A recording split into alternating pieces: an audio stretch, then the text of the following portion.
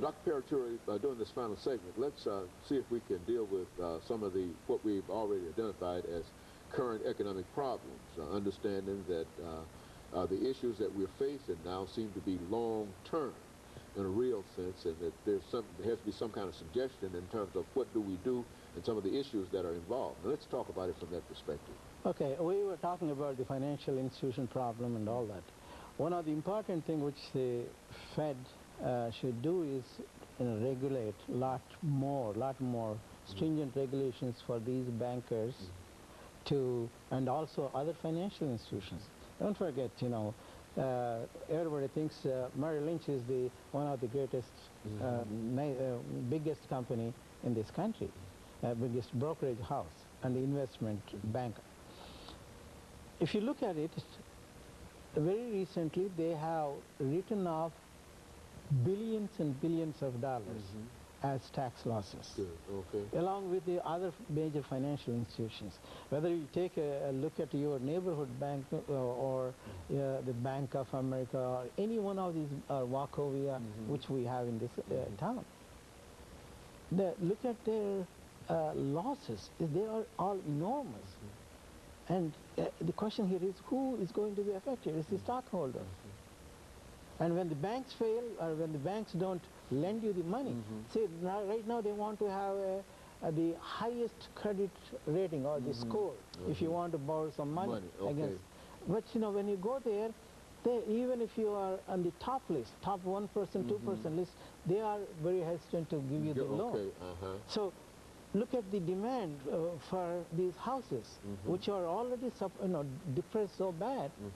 And when a good creditor, a good person with a good credit rating comes there, is trying to buy this house, what happens? The bank refuses to make the loan, and naturally the prices of these houses are going to be a lot worse. In places like Arizona, Nevada, California, there are some buses, tourist buses going around these houses on the block. Auction block. Okay.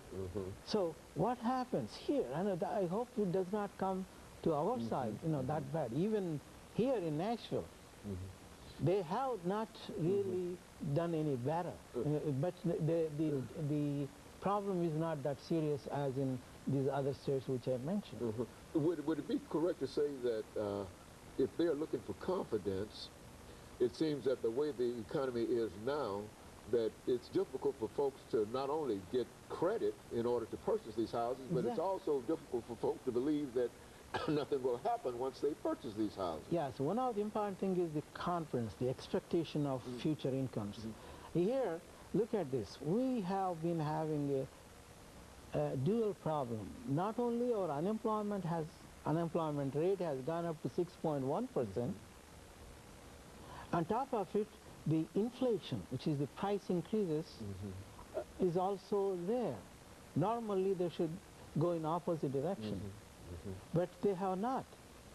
Now it's because the administration policies have not been in the right direction. That's my personal feeling. So what we have to do is something to make sure we suppress this price increases. Today, if you have bought a gasoline, for example, a number of gas stations, they have closed. They are selling only the premier gasoline and at an enormously high price. And if there is a shortage, or whether it is real or imaginary, or created by these three major oil companies, you and I, as consumers, do not have much choice.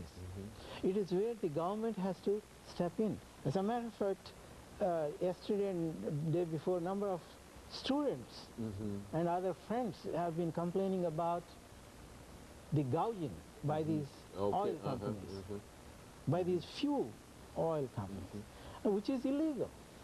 But the question here is, are we going to enforce the laws on these few individuals, or is the system itself is bad, especially the control these three companies have on you and I, the consumer. Do we have any other choice? That's Is it. there any strict rules and regulations imposed on them by the government? Now, when we say government control, we say, oh, socialism is no good. All But right. the point here is what is good for the people. I'm not encouraging you that the government should get involved in our daily affairs.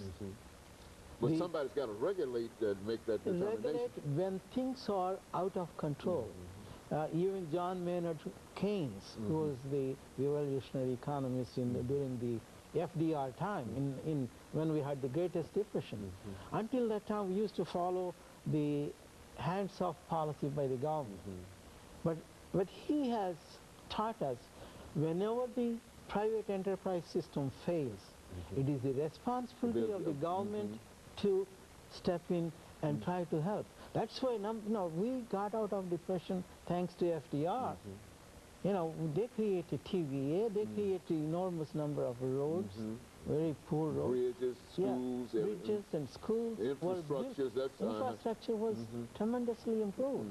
Who is getting the benefit of all that? So here, what I am saying is, when the government gets in, when the private enterprise system fails, that is good for the nation.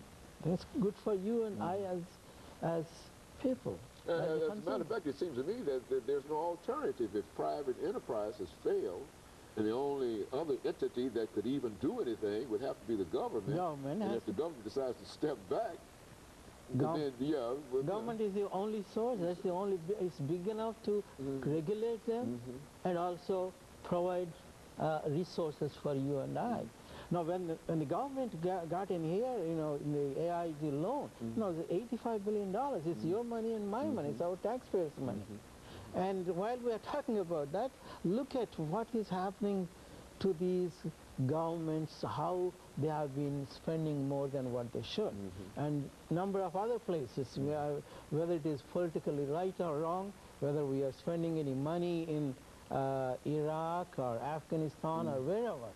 On one side we say, well, we are trying to protect their democracy. On the other side, we support number of these countries which are undemocratic. And they are, unfortunately, our allies. Now, somebody was asking me, why is it that we don't, you know, today's class, one of the students was asking me, why do we help these countries where, you know, they don't take care of their own people? It's being in Swiss bank accounts of these people who are ruling or who are controlling the governments. So it is our problem. It is our government's problem. Now, government, what has it been doing? They have been borrowing money left and right. Our national debt has been, you know, getting closer and closer to our GDP, which is gross domestic product. What that means, which we all produce in the whole nation. Now, when our national debt is increasing, what it means to you and I is that we owe over $35,000–$40,000 per person to these other institutions and the foreign governments and the foreign nationals, whoever buys our government certificates, our government bonds. Now, is that fair for you and I? On top of it, the tax structure, look at that. It's more towards, you know, help improving the wealth of the richest folks in the country.